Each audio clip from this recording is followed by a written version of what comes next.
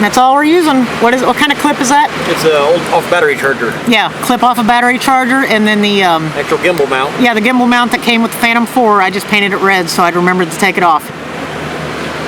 I try to center it on the drone so it's pulling straight down on the drone, not on one side or the other. You can use a simple slip knot here so it'll come off real easy. We got about, what, 14 mile an hour winds today, and the drone was actually flying into the wind this time.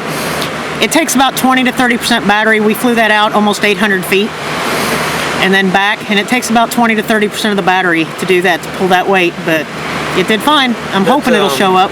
Yeah, and that's had a 5-ounce sinker on it, then a pretty good sized chunk of bonita, so that was close to a pound.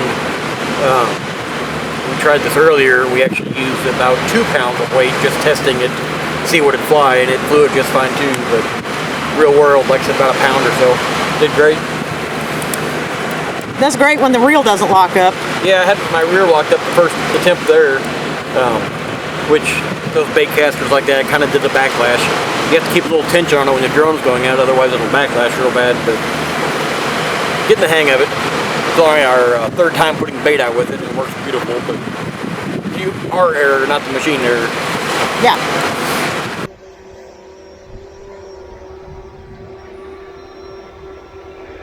Ready? You ready? Okay.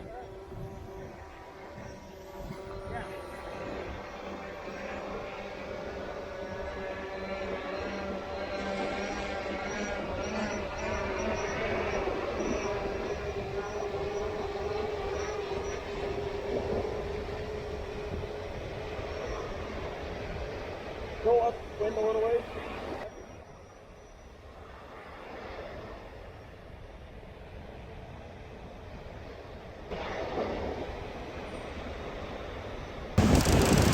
You don't worry about the video, you catch this dang fish. Shark. Real nice shark. Ed kicked butt.